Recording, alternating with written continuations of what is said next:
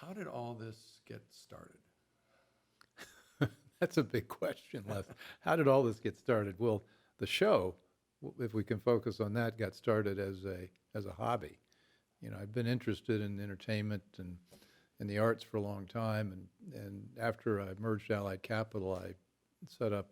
We actually produced a couple of films, feature films, Jerry Lewis and Dan Stevens, and loved it. But those are expensive, timely. They're in California or New York, and I wanted to do something in the D.C. area with a show with people I liked and knew. And so it started out really as a hobby. We got a camera just to get started. You remember that, Sarah? Oh, yeah. And we bought a camera, set it up in the library, bought a microphone, had it there, had two of them, and had the mayor of Little Washington come up and sit in the library. And we talked, and neither one of us knew what we were doing, but we had great fun. And I don't think we were quite ready for prime time. But let me think about it. We were probably ready for Comedy Channel. Right. And then one thing led to another, and I've had a tremendous opportunity in my career to meet some very smart, interesting, informed people, authors, artists, businessmen, entrepreneurs, the whole list. And so initially we've had access to a lot of my friends to come on the show and talk about their area of expertise. Alex Pollock, expert in the Federal Reserve, came on the show.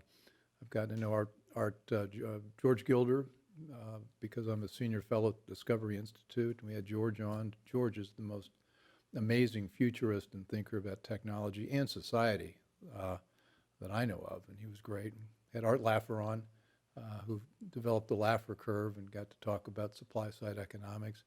And one thing's just led to another, and kind of following the thread of what I think would be interesting to people. My whole life I've been fascinated by diving into a book or books or series of books on a topic.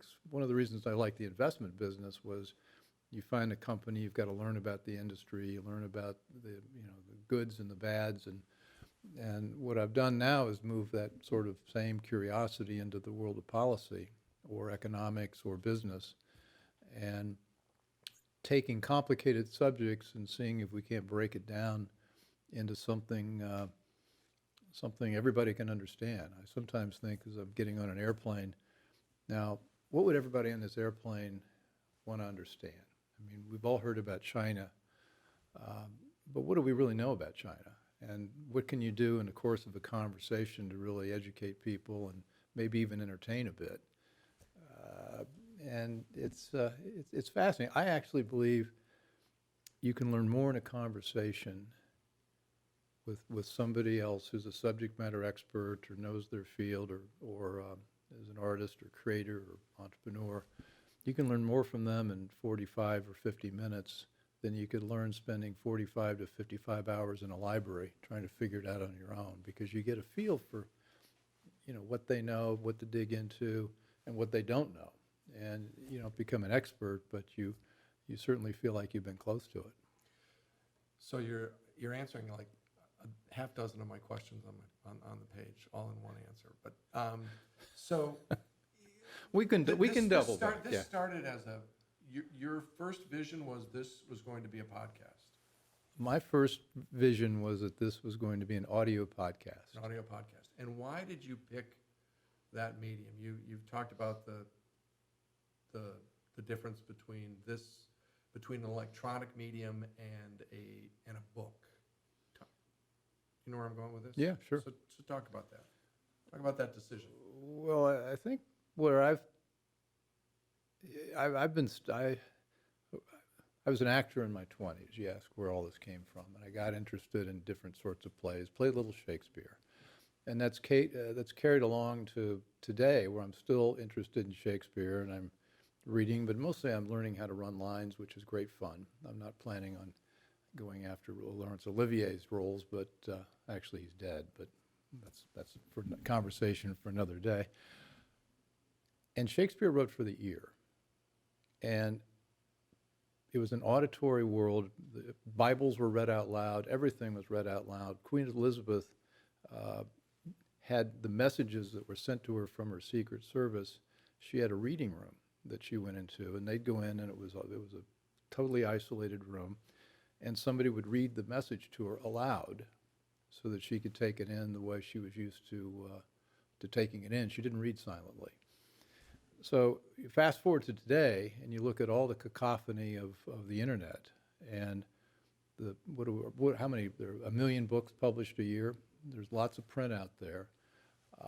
But what seems to be emerging is that the ear is becoming more important. And you look at podcasting, it's for the ear. And the thing about podcasting or even a television show, if you're just listening to it, is that you can be washing the dishes, you can be mowing the lawn, you can be doing anything, going for a walk and listening to a podcast. And so you're able to capture people's attention in a time when they're ready to listen. You told me at one point that you had been encouraged to write a book. And you said...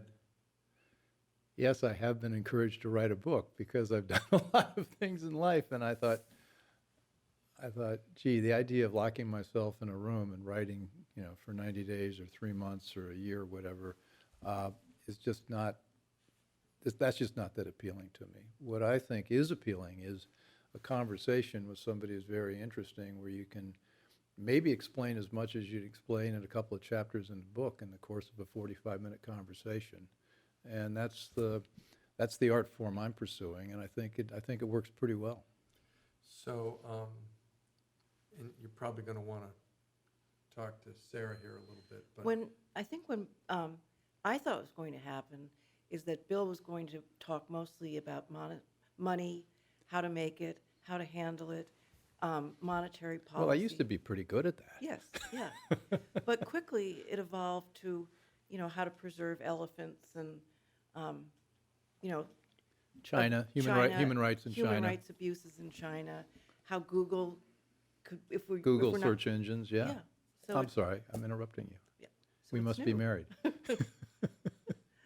But anyway, it quickly evolved from just how to handle money to much more broad ideas. And walk us through the preparation for each interview, for each week. And How do I prepare for a show each week? Right. I think the best person to answer that question, at least get it started, is Sarah. I've lost my husband. He's so involved now. He reads everything. He's on the computer. He reads books. I now know when I'm walking by, don't interrupt him. Don't say hi or what do you, would you like a sandwich? You're just completely in a deep dive researching. And then the nice part for me is when the show comes, you have people who are on the show are amazed how much he knows about their subject. Everybody says that. Well, we live in a world right now with television in particular where if you're interested in a policy question, you're going to be typically seeing a journalist talking to somebody in a 3-minute soundbite. Or you'll get a couple people who are on one side of the question or the other side of the question, and all they do is talk past each other, and it usually devolves into a personal attack and something ad hominem. So what I'm interested in doing in terms of the preparation is saying, okay, what are all sides of the issue? And so I can get somebody on who's, say, an expert in China. I don't need to have somebody on who is, I guess it's not a pro-China, against China thing, but I don't have somebody on from an opposing point of view. I can play devil's advocate effectively because I've read up on what other people think about the issue. And what do you try to accomplish in your interview? What do you want when you start your research? What's at the front of your brain? I think the show, as I intended, is to understand how the world really works. And we know a lot about what works in economics. We know a lot about what works in a healthy society. And so I started out thinking, well, let's explain how things work so people can understand in their everyday life, kind of, okay, well, I now understand China, or I understand how Google works or something like that. But increasingly, I think of lines of action. When we're taping the show, I have my sketch pad. It's usually a lot more full than this one, and I'll have different quadrants. I've got 4 quadrants here. And in the lower right quadrant, it's what's our line of action? What should we do with this information? How should I think about things? And so and then the other quadrants would be filled with facts or anecdotes or stories that people may not have heard. They don't know. I mean, one of the goals with the show is if you spend 45 to 50 minutes with it, you'll learn something you didn't know before. And the other goal with the show is that I'm a center right. I call myself a recovering libertarian, but I've had a lot of my progressive friends watch the show, and they say, well, you're talking about things in language that makes me see this in a way that I didn't see it before. And so part of what we're doing here is we're trying to convey the essence of things without red meat or blue meat or whatever kind of color meat you're going to have in a political debate, but get it down to the human terms of what works and what doesn't work. There are also so many people who are brilliant, and they have no platform to let the rest of the world know what they know. Yeah, that's an issue, and Les, my producer, gets annoyed with me sometimes because I like to find people that are brilliant but may not have the audience they deserve, and bring them on and give them a platform for what they're doing, and make their ideas more understandable to everyone. Oh, I always mess up his name. Walter? No, Arnold Kling. Arnold, thank you. Arnold is the example. He would never be on television. No. But he deserves, his voice needs to be heard. Yeah, he's brilliant. And he's brilliant on economics, and he's brilliant on culture. And you're right, but you're not going to see him on Jon Stewart's show or whoever's going to be on. But yet he conveys more in a course of 45 minutes than most people imaginable. So let's talk about some structure here. You mentioned the sketchpad, and I am going to assume that you didn't always work on a sketchpad, but you had an artist in the family, and that's where the sketchpad came from. Is that correct? I don't know where. I don't know. I think you. Here's what happened. I'm a visual type, and for example, computers. We need them, love them. They're great for us. But I don't respond well to reading in a computer, and I don't respond well. Let's say I have a thought, and I write it down on a piece of paper, and I frame it. I may draw a little picture, something like that. And if I take that same thought, and if I type it into my MacBook, and it's just there, it's just sort of a piece of digital print. But somehow in the art of writing, handwriting, with some pictures and arrows and things like that, the ideas really come alive. It's almost like they're in a third dimension. Well, you can see more, too. And you can see a lot more with the big sketchbook. And so in an effort to be a little more, less disheveled on the set, I used to have papers all around me, and I was grabbing all these papers and things. So I thought, well, no, let's bring this into a quadrant where we can organize these thoughts. And the thing about the quadrant is that you don't really conversations don't go from A to B to C to D to E. They go from A to G to Y to whatever, because you're following something interesting that somebody's just said. And so the sketchbook allows you to sort of cover everything without having to run down a list of questions. So you don't attribute the use of a sketch pad to the fact that you have an artist.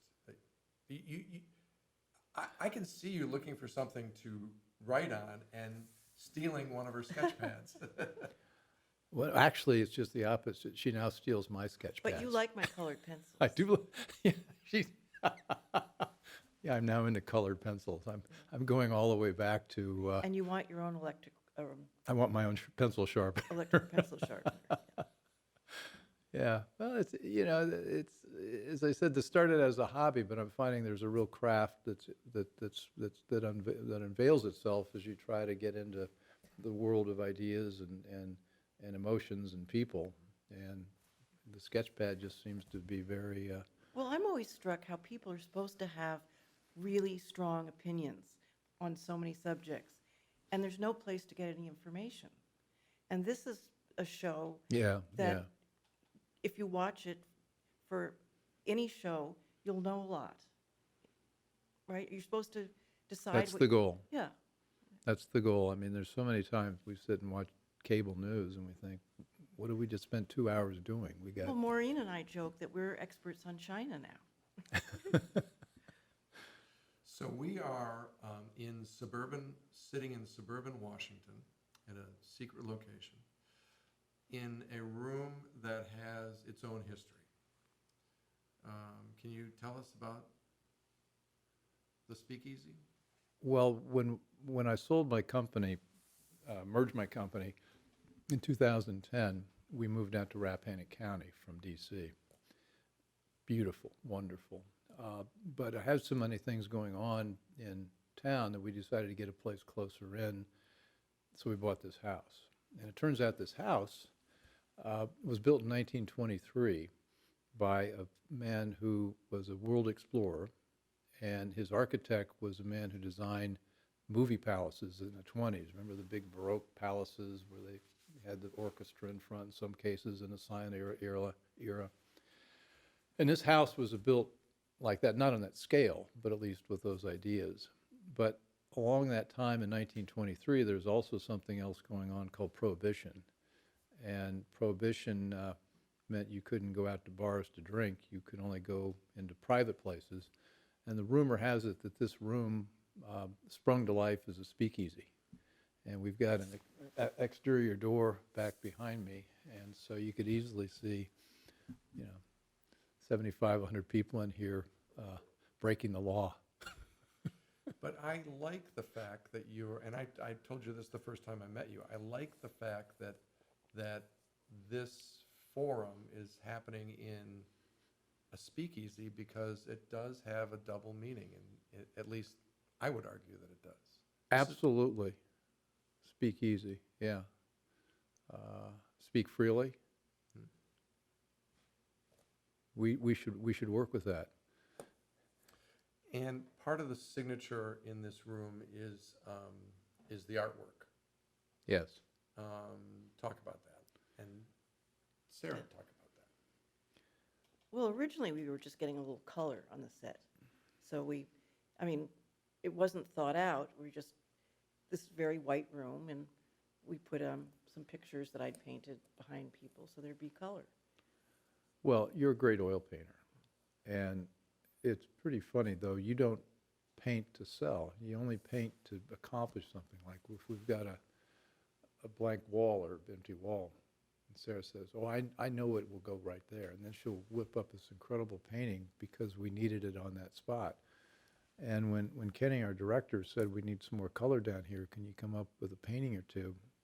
You were completing these at about a rate of 1 or 2 a day. And but they're based, a lot of them are based on quite famous artists. We've got David Hockney over here. We've got who's Andre behind us? Duran. Andre Duran. Behind me, yeah.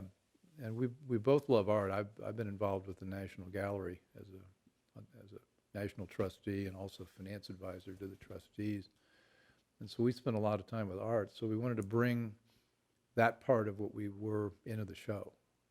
And in our house, the paintings I do, I take a small section of a famous painting and blow it up big. So we have lots of Tiepolos and Klimts, and it was sort of fun when the kids were younger. They're in college. Their friends would come in and sort of look and say, "Is that a Klimt? Are they rich?" But of course, they'd recognize the paintings, but they didn't. So I don't collect Klimt. I No. collect Sarah Walton, Yeah. who paints Klimt. Yeah. So Sarah would not talk about this, but tell us about Sarah's artistic background. Sarah was the best drawer in kindergarten. It's true. And she was good with colors, and she was self-taught, and she just was outstanding. As she tells me, she didn't do well in the choir, No, I was one of 3 people not allowed in the Glee Club. but you made up for it with the art. And then you ended up at Cornell, and then the Rhode Island School of Design. Yeah. Took that there, but then And that's the first place I went, where I wasn't the best artist. Well, But you were still pretty good. I Then was you good. made your way to New York and Yeah. became a graphic designer, yeah, an art director. art director. But the funny thing about Sarah, here she is 23 or 24 years old, looking for a job. She doesn't want to be the assistant. She wants to be the director. And so if you offered an assistant job at the New Yorker, she didn't want it. But you took the art director job at what? At automobile something? What? Oh, I worked everywhere, But you never worked for anybody No, else. You were no. determined to be the guy in charge. which made things sort of difficult because I had to teach myself how to do everything. I was one step ahead of the law. But I always admired that. You were going to be on your own And the other thing, from the which is good get-go. advice to young people, I'd go around with my portfolio and I'd say, it doesn't matter how small the job you give me is, anything. And that way, people can give you a small job, you do it well, and then they'll give you more instead of, so that's good. So what are your thoughts on this? You've articulated some of that already, but what are your thoughts on this venture?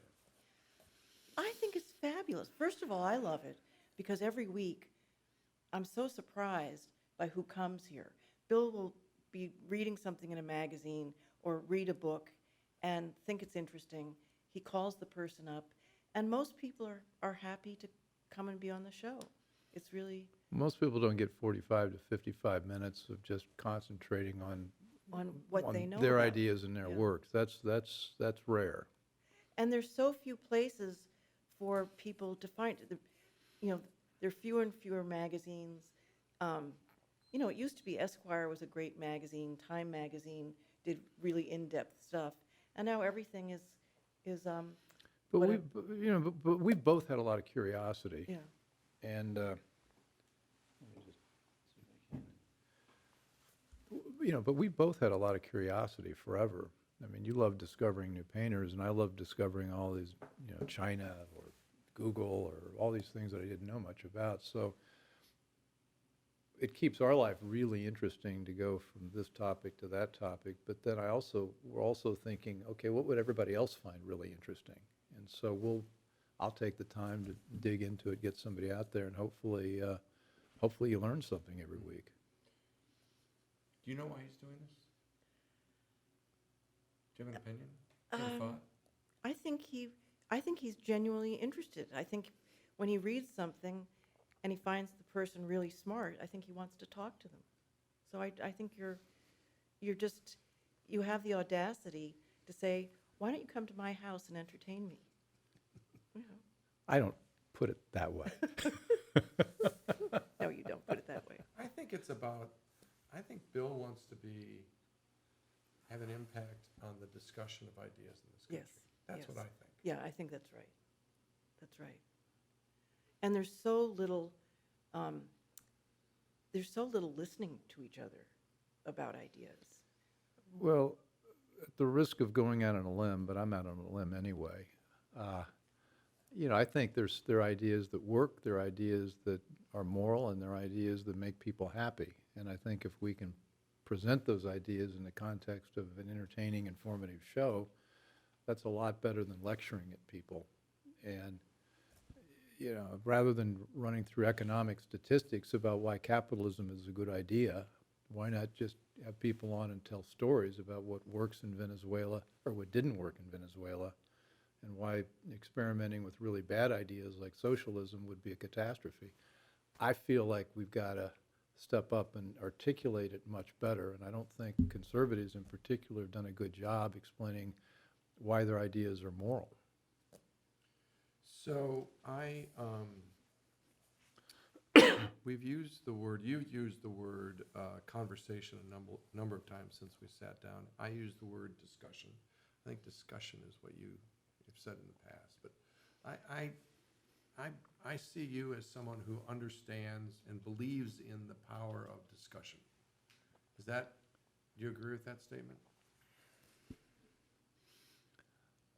Do I believe in the, In the power of conversation? You have this.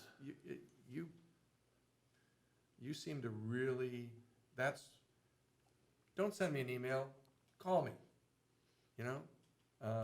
Let's talk. I love the phone. for that reason. Right. Because in a conversation, you can convey so much more by vocal quality, tone, emotion, nuance. I can't imagine people trying to communicate something complicated in a text or even an email. And it all goes flat. It's my point earlier about the digital world being kind of anodyne and not able to convey emotion and urgency. And in a conversation, you can.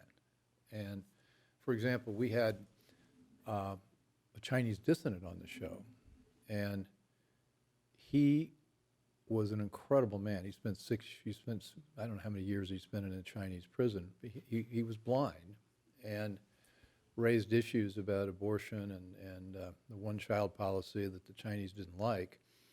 But he made himself famous because so they tried to kill him in prison a couple of times, and they didn't succeed, and he broke free, went to the embassy, came here to the United States, where he's now teaching in the Washington area.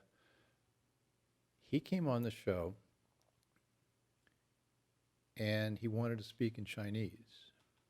And he brought his interpreter with him, who happened to be a brilliant man who runs Voice of America in Asia. So he was not just an interpreter, he was a subject matter expert. And the passion in his voice when he spoke in Chinese was incredible. And you could hear, by the way he was talking, everything he was saying, even though he didn't get the specifics. And it was funny, we had the interpreter there, and he would talk, and I'd listen, and then I'd ask somebody else a question, and the interpreter would say, well, don't you want me to translate? I said, no, I think Practically understand what he was saying. Practically. Yeah. But the other reason he wanted to speak in Chinese was that he wanted, because when you're on the internet, when you're on Google, I don't know how we have, I think we had 70, 80,000 Chinese watch the show, listen to the show, and get from us what they couldn't get in China. He spoke English. He spoke broken English. Spoke broken English. But you could tell he was incredibly articulate in Chinese. But he really wanted to get his message out to Chinese-speaking people. His audience was. But coming back to your point, the conversation.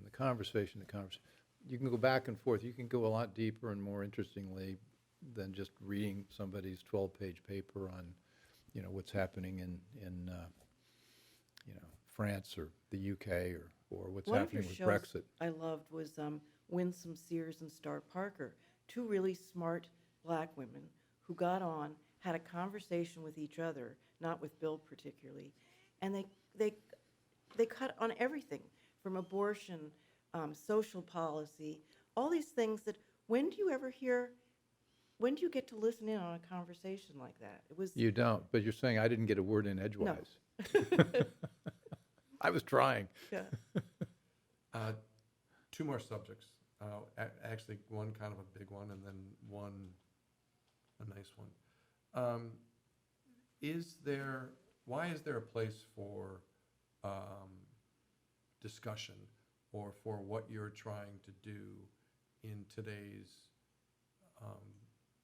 political environment? I think there's a crying need for conversation because we're not having it. We're having a diatribe. We're having a knockdown, drag-out fight. Nobody's listening to anybody. And because of that, the country's getting more and more polarized. So if you can have a conversation, even if it's two like-minded people, I try to bring out the other side of the argument to frame the issue more effectively. You can actually learn something, and you might even change your mind. Mm-hmm. Or see things more clearly. See things that you hadn't seen before. And it's not an art, and I think more and more people are doing it. You look at the podcast, the intellectual dark web, you got Joe Rogan, and there's several other people on there that have 3-hour shows where they get into an actual conversation and they talk about real things. Jordan Peterson has become an extraordinarily famous and effective philosopher because of the YouTube and the podcast world, and I think this show is really joining into that conversation in in a way that reflects my background, which is finance, economics, policy, the arts, that kind of thing, where we bring that kind of subject matter expertise to it. But nevertheless, it's the same thing. It's trying to get at what are the real human issues? What are the good? What's good? What's evil?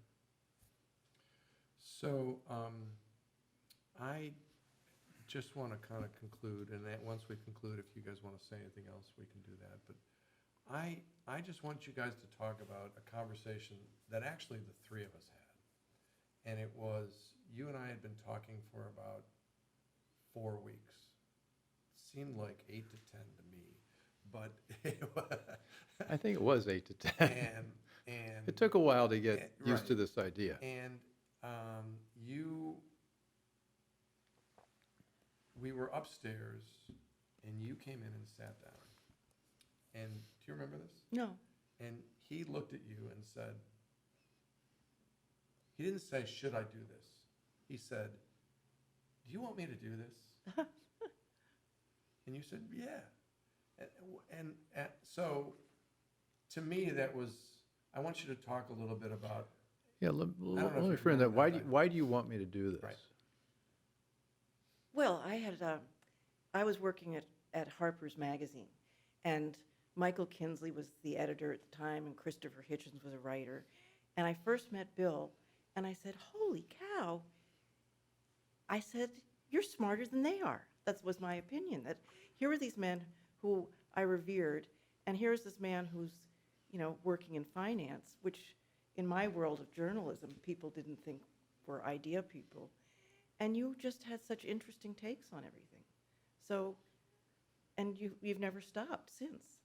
I've been wildly entertained for 30 years. So.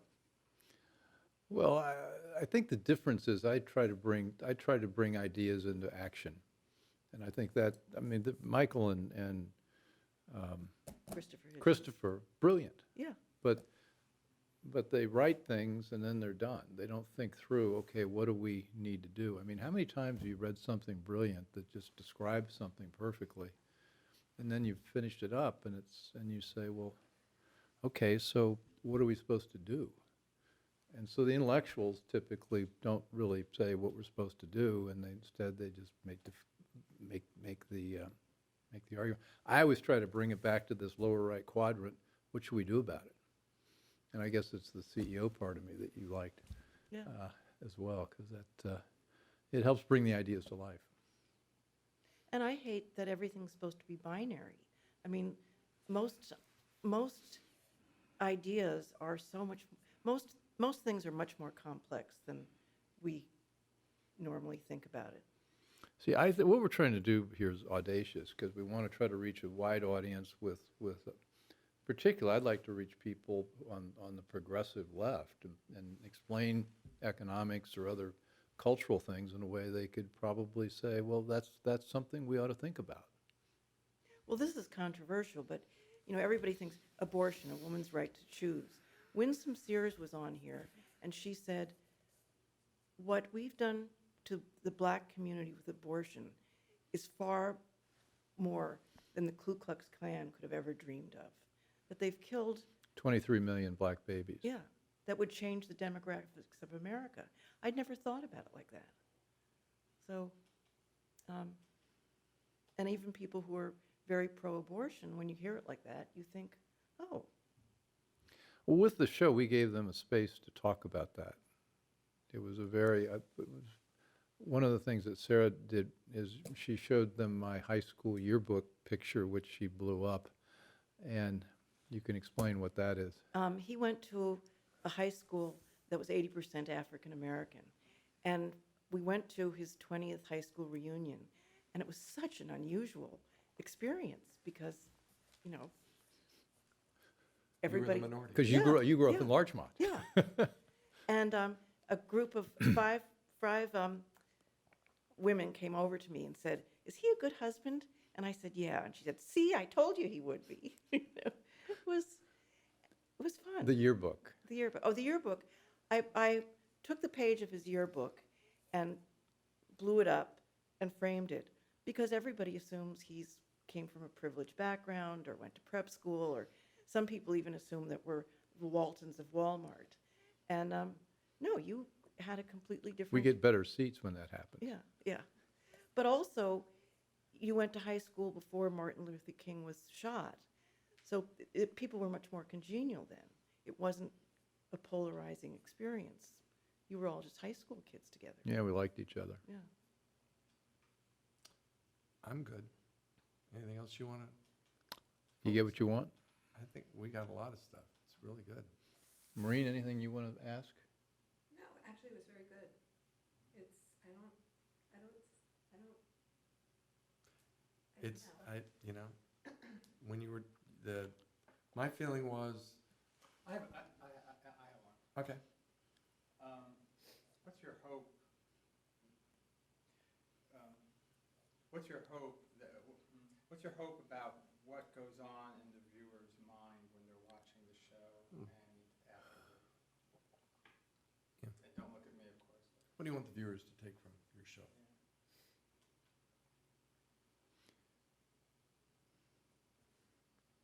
Be more curious. What I'd like the viewers or the listeners to take away is information, knowledge, wisdom that they really hadn't known about before. And I'd like them to feel like they've got a better understanding of even something as complicated as the Federal Reserve or 5G technology. I mean, everybody hears about 5G. What is it? Well, if you listen to one of the shows on it, you're going to come away saying, oh, I understand what the issues are and how it affects me. So I want listeners, viewers to see how these big issues that are in the paper and in the media affect them day to day. And I'm not it's not a particularly political show, but also it'll inform their political views. I mean, if somebody's saying single-payer health care is the only answer and somebody else is saying, no, free market health care is the only answer, well, somebody's right and somebody's wrong. And I'm on the free market side. But I think I can make the argument that even if you're single-payer, you might rethink it after you're listening to me talking with some people who know a lot about how that works. Perfect. Where do You get a good answer out of that? Where do you see the show going? Hollywood, da-da-da-da-da-da, Hollywood. I don't have a clue.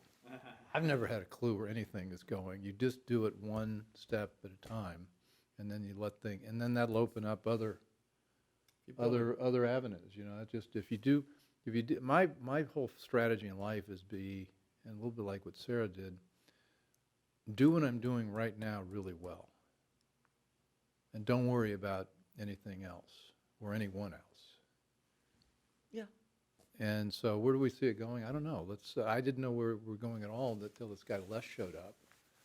And that, you've been really great because you've given it a structure and a focus that I probably would have figured out, but it would have taken a lot longer. And also, you know what you're doing. And I didn't know what I'm doing. Well, you knew what you were doing. It was and you got good people around you. So I just finished a book, and a guest for you is Jean-Georges von Jericton. I think that's how to pronounce his name. And he's opened. Are we still running? I'm rolling. Good, He good. opened, I hope we are. 3-star Michelin restaurants all over the world. And in the end of his book, he says, don't do things for the money. Do them well, and the money will follow. So, I totally believe that. I mean, but that people look, and I did this as a kid. I'm 17, 18 years old. I'm thinking about what everybody else is doing or whatever. And I began to think I was thinking in terms of like, what's this one big thing I've got to do? And then one day I had an epiphany. No. Just do what you're doing right now. And small steps will lead to something bigger. But you got to do each small step well. if you produce something good, it's going to find its place. Mm-hmm. Yeah, and I would add my view on what you're trying to do is not just, influence is not the right word, educate's not the right word, but you're not just trying to expose people to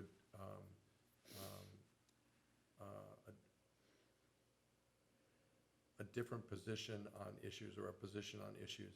I think you like the idea of discussion and conversation because in the end, you can disagree and not be enemies. Right. That's what I think.